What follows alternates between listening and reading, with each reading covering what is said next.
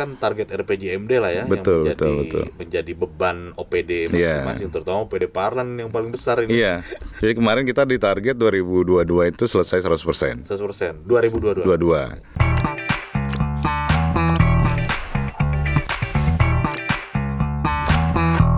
Assalamualaikum warahmatullahi wabarakatuh.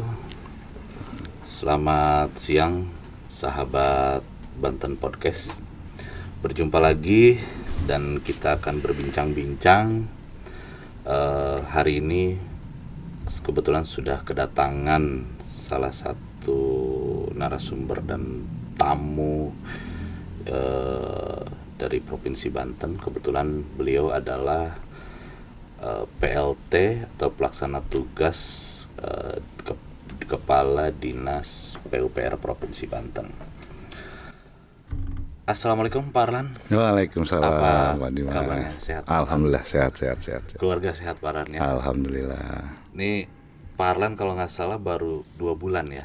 Ya, baru 2 bulan. Jadi PLT ya? Betul. Dan mudah-mudahan saya doakan bisa jadi Kepala Dinas Pak. Amin.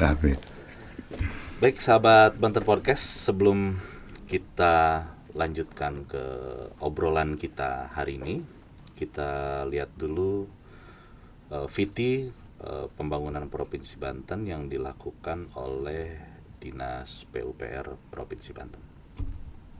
Ini lagi ngapain ini Pak Arlan nih? PUPR lagi bikin apa ini ceritanya Pak? Oh iya, ini salah satu program strategis kami. Ini pembangunan jembatan Bogeg. Pembangunan jembatan Bogeg ya? Betul. Yang anggarannya lumayan fantastis lah ya. Iya. Tapi sangat berdampak signifikan bagi para pengguna jalan di situ. Iya. Memang sering macet di situ ya. Macet parah. Nah, kalau ini apa nih Pak Arlan? Ini yang Sport Center. Sport Center ya, Stadion Internasional. Sama juga anggarannya fantastis juga ya. Betul. Target selesai kapan nih Sport Center rencananya? Ini kebetulan ada di Dinas PRKP. Oh, PRKP ya? Iya, tapi untuk informasi targetnya di bulan Maret. Bulan Maret 2022 ya?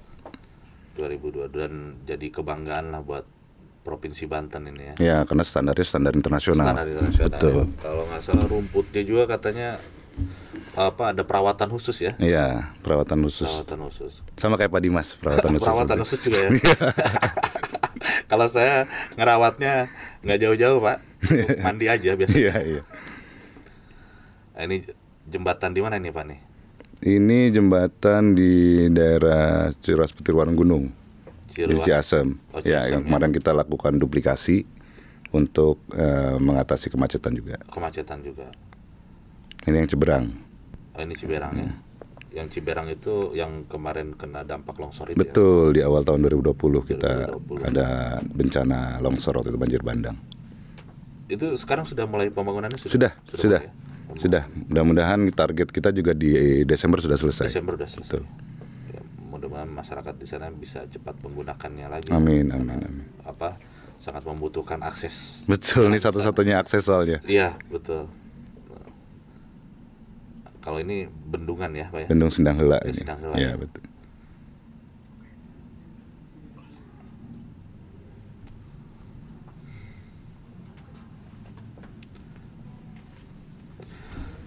Ya, sahabat Podcast Banten, barusan sudah kita lihat salah satu VT pembangunan yang dilakukan oleh Dinas PUPR. Nah, Pak Arlan, saya panggil Pak Arlan atau Pak Kadis mungkin ya, yang pas PLT ini saya buang aja Pak. Arlan dulu aja Pak Arlan. Pak Arlan dulu Pak Arlan. Ini Pak, 12 juta rakyat Banten tuh mendoakan Bapak jadi Kadis PUPR Pak. Wah, luar biasa mah. Bisa aja Pak Dimas. Nah sebetulnya Pak Arlan, apa sih yang menjadi tugas dan fungsi PUPR saat ini Pak? Jadi tugas utama Dinas PUPR Provinsi Banten ini sebenarnya dalam rangka mewujudkan visi misi gubernur, yang kita salah satunya adalah visinya adalah membangun dan meningkatkan kualitas infrastruktur. Ya, jadi untuk mencapai misi tersebut di Dinas PUPR kita ada 4 program. Yang pertama program pengembangan sumber daya air, kemudian pembangunan jalan jembatan, kemudian juga pengembangan jasa konstruksi, dan terakhir penataan ruang. Penataan ruang. Ya, betul. Penataan ruang masuk di Sudah PUPR, sekarang masuk di PUPR. PUPR ya. Ini saya mau bertanya tentang infrastruktur tadi Pak, untuk jalan terutama ya. Sejauh ini kan kalau tidak salah target jalan itu tinggal 20% kalau tidak salah ya. Atau sisa berapa persen? 2% lah Oh, masih. 2% ya. Terus kalau jembatan sudah Jembatan masih 15%. masih 15% ya. Bagaimana kondisi infrastruktur secara keseluruhan di Provinsi Banten saat ini?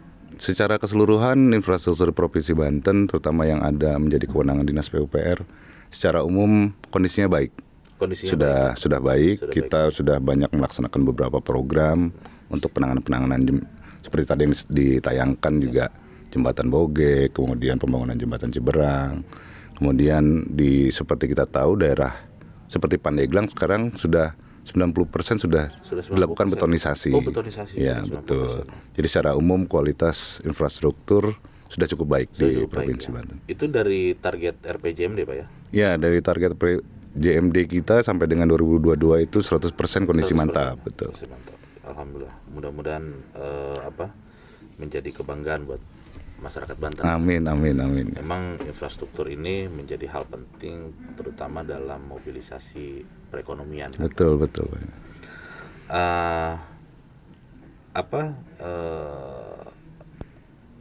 Kalau dari pencapaian secara keseluruhan untuk pembangunan di bidang infrastruktur itu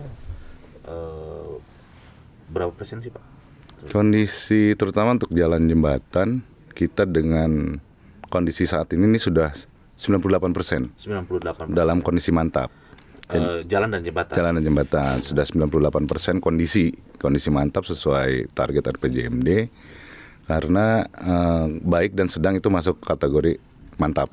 Ya, baik untuk rusak ringan dan rusak berat itu masuk ke kondisi tidak mantap. Jadi kita masih ada PR sekitar 2%-an lah. 2%-an. Kalau yang di beton secara targetnya betonisasi atau Kondisi.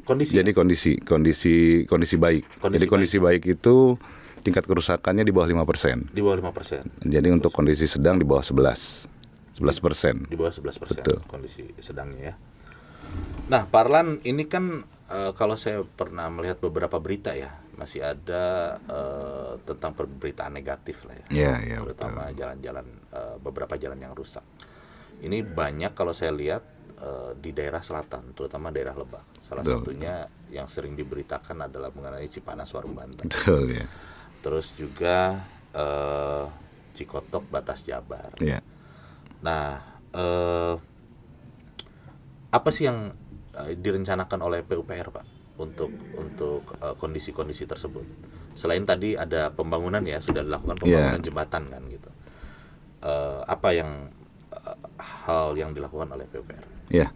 Jadi di tahun ini kita memang banyak pemberitaan, mungkin tadi yang di Banten Selatan terutama di Lebak.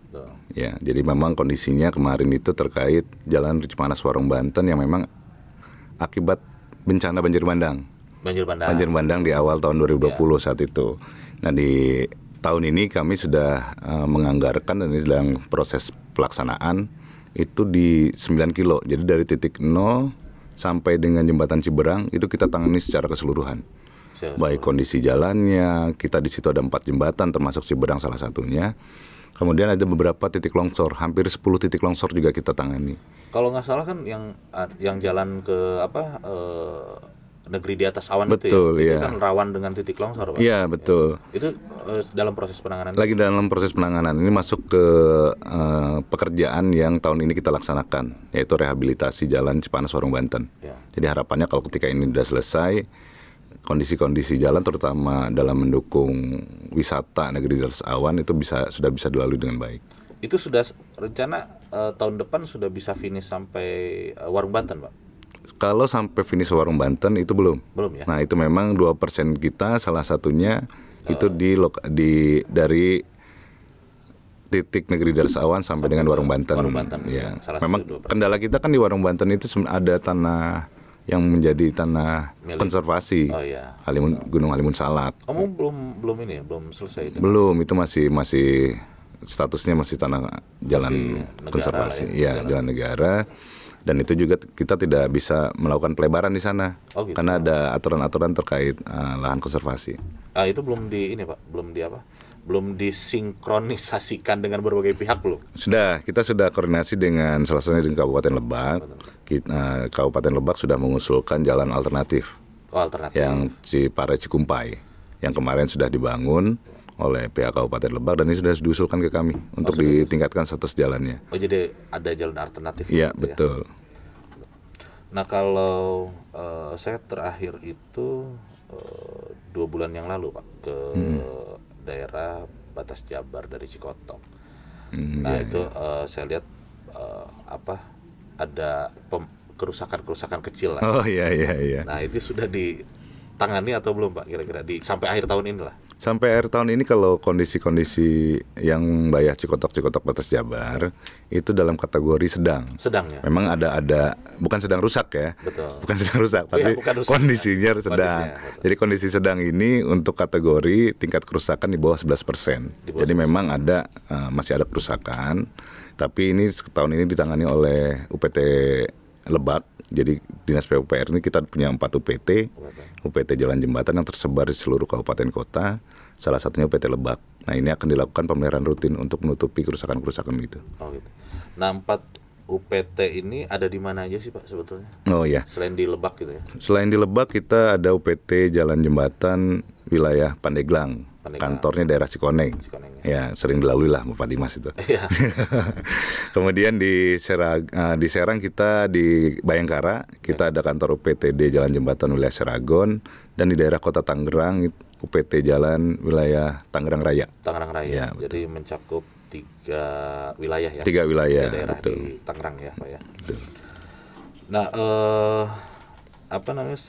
kalau untuk anggaran Pak, anggaran ini kan di PUPR ini fantastis lah. Iya. Kadang beberapa orang melihatnya bahwa PUPR ini wah banget anggaran, sampai tetean lah ya. Iya. Triliun Pak. Nah, berapa sih setiap tahunnya rata-rata Pak kalau untuk anggaran ini dari mulai awal ya? Iya. Ada RPJMD sampai tahun sekarang. Iya. Ya memang anggaran di PUPR, karena ini juga PUPR adalah salah satu OPD yang mencapai misi dari kualitas infrastruktur. Ini sudah menjadi perhatian dari Pak Gubernur dan Pak Wakil Gubernur. Makanya kami dari tahun 2017, 18, 19 itu tinggi untuk anggaran infrastruktur. Kita mencapai 1 triliun lebih waktu itu. Memang sangat wah. Nah, itu bukti bahwa keseriusan dari pimpinan kami untuk meningkatkan kualitas infrastruktur di Provinsi Banten. Cuman memang di 2020 seperti kita ketahui ada musibah nih, ada bencana COVID ya. COVID-19. Sehingga kita juga anggarannya drop kita karena refocusing untuk kebutuhan kesehatan yang memang dianggap lebih prioritas pada saat itu. Tapi berdampak nggak ke angka-angka di RPJMD itu? Oh, sangat berdampak ya? Karena bicara anggaran ketika di 2017, 18, 19 kita di atas 1 triliun, kemudian 2020 kita drop hampir kurang dari 400 pada saat itu. Kurang dari 400 miliar. Yang dimana di 400 miliar itu termasuk juga di dalamnya adalah belanja pegawai. Jadi tidak semuanya untuk infrastruktur. Betul. Ya memang sangat signifikan Pak ya COVID ini ya. Jadi betul. Refocusing itu akhirnya menjadi repot dan pusing. Betul. Iya. Jadi pikiran kita semua kan akhirnya kita juga terdampak. Betul. Terutama kan target RPJMD lah ya, betul, yang menjadi beban OPD masing-masing, terutama OPD Parlan yang paling besar ini. Iya. Jadi kemarin kita di target 2022 itu selesai 100%. 100%. 2022. Kemudian keseriusan Pak Gubernur dan Pak Wakil Gubernur kemarin kita diminta percepat. Jadi di 2021 harus sudah selesai. 2021 harus sudah selesai. Nah, tapi ketika ada kemarin refocusing, ya akhirnya kita juga agak terhambat. Tercapai di 2022 ini? Di 2022 insya Allah lah. Insya Allah tercapai karena kami juga di kemarin pembahasan anggaran juga sudah jelas target-target indikator kinerja kita mengejar RPJMD. Ya. Baik Pak Arlan, dan sahabat Banten Podcast. Sangat menarik sekali pembicaraan dan obrolan kita dengan Pak Arlan ini, terutama pembangunan yang dilakukan oleh Dinas PUPR. Pak Arlan, saya mau tanya ini, Pak Arlan pernah melakukan survei nggak? Survei ke masyarakat sebetulnya. Oh iya. Pembangunan sudah banyak dilakukan oleh PUPR. Betul. Dan banyak juga digelontorkan lah. Gitu. Pernah tidak melakukan survei ke masyarakat dampak dari pembangunan yang dilakukan oleh PUPR, Pak? Oh iya. Memang kita belum sampai ke sana, cuman memang kita membuka baru jalur seperti di medsos. Medsos, kita ada medsos di Instagram, di Facebook juga ada untuk menerima. Nah, sebenarnya sekarang kita baru mindset kita baru menerima keluhan. Menerima keluhan, komplain. Belum nih. Jadi kita juga survei kepuasan masyarakat belum pernah kita lakukan. Ya, karena memang kami itu di OPD Dinas PUPR ini sifat pelayanannya kan tidak langsung. Tidak langsung. Kita beda dengan OPD lain yang mungkin pelayanan langsung, ada survei-survei tingkat kepuasan. Tapi ke depan kita juga akan coba lakukan itu, sehingga ini juga arahan Pak Gubernur. Seperti contohnya kemarin yang kita lakukan di Tugu Pamulang. Oh iya. Iya, Tugu Pamulang. Jadi itu, mindset tugu ya fenomenal ya. Fenomenal. Jadi mindset kita di OPD, arahan Pak Gubernur jangan berpikir kita itu cuma bangun.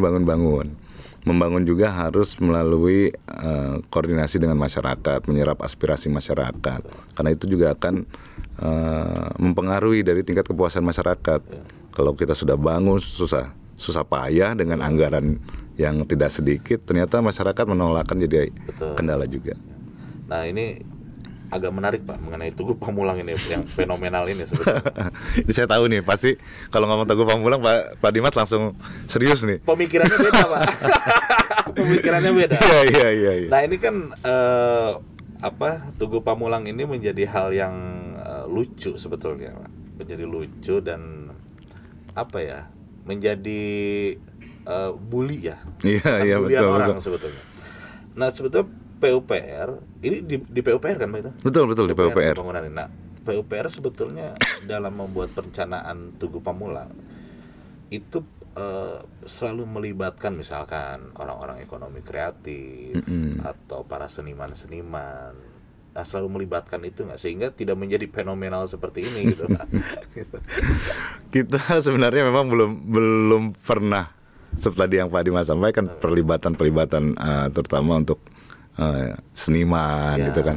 Karena kan kita orang teknik kadang-kadang kan bicaranya cuma bicara kekuatan, tidak nilai seni, kita kadang-kadang memang lupa akan hal itu.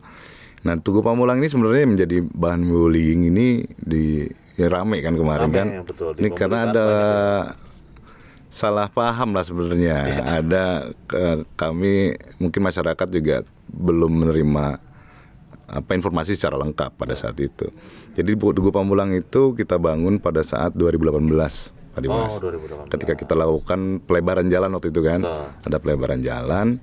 Terus kita melihat bahwa di lokasi pertigaan Pamulang itu kondisinya sangat kumuh. Waktu itu ada taman dan kondisinya tidak terawat, sehingga pada saat itu ada permintaan juga dari Pemkot Tangsel untuk ada revitalisasi. Kita bangun tugu. Kemudian kita desain. Nah, jadi tuh yang sekarang existing. Oh gitu. Didesain, dibangun jadi existing. 2018. Kemudian 2019 ada usulan dari Pemkot Tangsel pada saat itu untuk merubah desain. Cuman waktu pada saat itu sudah kita anggarkan, kita coba bantu desain, tapi tidak jadi dilaksanakan. Nah, 2021 kan viral tuh. Viral, betul Pak. Disandingkan antara existing dengan gambar desain. Seolah-olah desain gambar yang ada tidak sesuai dengan desain. Padahal munculnya beda nih, gambar dibangun dulu baru muncul desain yang baru. Nah, jadi ada salah pahaman itu. Tapi sekarang kita sudah lakukan sayembara. Kemarin arahan Pak Gubernur. Sayembara untuk tadi akhirnya melibatkan seniman-seniman, arsitektur yang bisa menggali budaya dari Kota Tangerang Selatan. Ya, minimal punya karakteristik dan ciri khas tersendiri lah. Nilai situ, artistiknya kan. ya. Artistiknya ada, Ya, betul. Betul. Jangan hanya artisnya, artistiknya juga ada. Betul. Itu kan kalau viral itu jadi artis. Iya, jadi artis. Tunggu tapi yang jadi artis.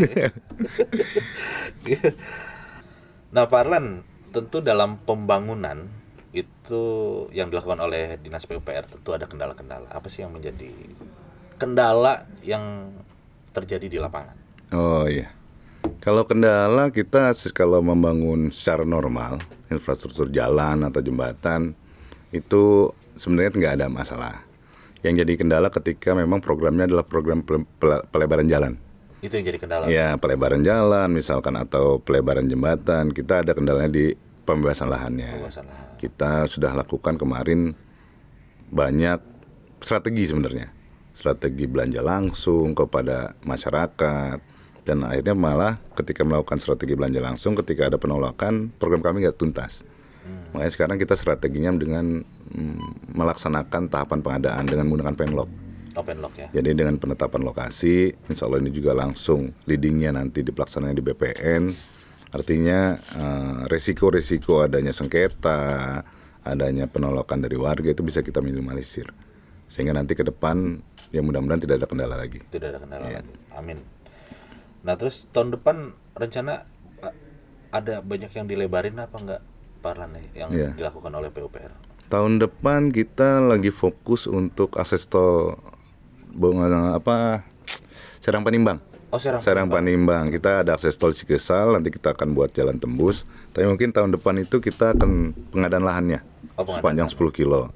Kemudian juga tahun depan salah satu janji Pak Gubernur itu kita ingat dalam rangka penanganan kemacetan di Baros.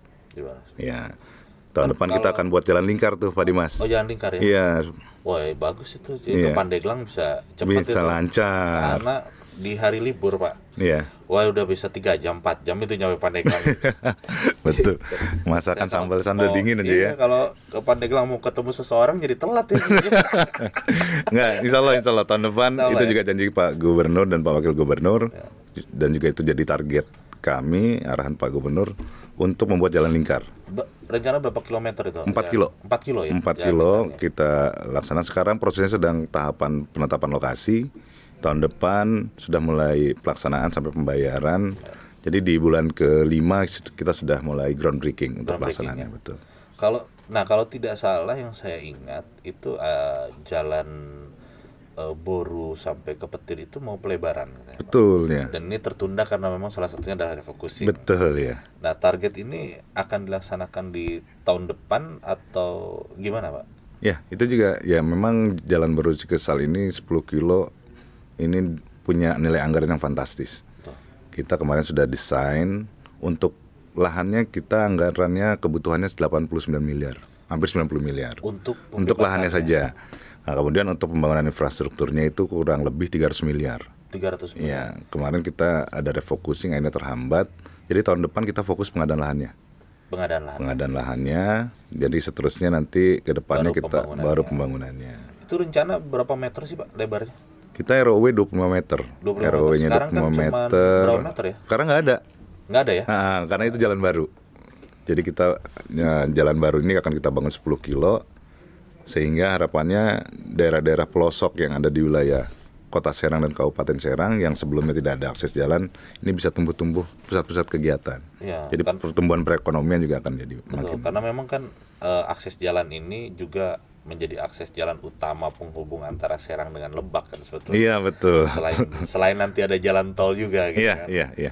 Gitu. Ya mudah-mudahan Pak Arlan ini bisa terlaksana dengan cepat. Amin. Salah satu yang saya pahami, salah satu perputaran ekonomi itu bisa berputar cepat karena infrastruktur yang bagus. Betul. Nah, Pak Arlan, ini yang terakhir nih. Oh iya. Yang terakhir yang ingin saya tanyakan, apa sih yang menjadi harapan dari PUPR ke depannya, terutama ini kan tidak hanya berbicara jalannya. Ya, PUPR betul. kalau tidak salah ada juga sekarang jasa konstruksi, jasa pengairannya. Ya. Apa yang menjadi harapan dan pesan mungkin untuk masyarakat di sini banyak sekali, ada stakeholder dan sebagainya. Iya. Apa yang menjadi harapan Pak Arlan? Jadi harapan kami di Dinas PUPR untuk pembangunan infrastruktur ini tentu kami mohon harapannya ya doa dan dukungan dari masyarakat. Itu yang pertama pasti. Kemudian kami juga dengan stakeholder lain terkait masyarakat jasa konstruksi. Jadi tadi yang sampaikan Pak Dimas, masyarakat ini kan bukan masyarakat penerima hasil pembangunan saja. Betul. Kita juga ada masyarakat penyedia jasa konstruksinya nih, yang mungkin ini juga bagian dari masyarakat Banten. Betul. Dan kita makanya kami di PUPR ada bidang pengembangan jasa konstruksi. Nah di sini kita melakukan pelatihan. Harapannya nanti pengusaha-pengusaha lokal juga bisa berperan aktif dalam pembangunan. Dan kita juga terakhir ketika hasil pembangunan sudah kami laksanakan, kami juga meminta partisipasi masyarakat dalam menjaga hasil-hasil pembangunan, karena bagaimanapun jangan mindset bahwa setiap pembangunan atau hasil pembangunan infrastruktur ini ada anggaran untuk pemeliharaannya, tapi apabila kita sama-sama menjaga, anggaran-anggaran yang sudah disediakan bisa kita lakukan lebih optimal lagi. Ya. Jadi kalau tadi ada yang saya tangkap Pak, untuk para pengusaha. Ya. Intinya peningkatan kompetensi Betul. pengusaha daerah yang mudah-mudahan bisa berdaya saing dengan pengusaha-pengusaha nasional Betul. lainnya. Amin. Terima kasih banyak Pak Arlan. Terima kasih Pak Dimas. Saya mohon maaf apabila ada kata-kata yang kurang berkenan. Enggak. Yang penting jangan diulangi lagi. Siap Pak Arlan. Iya.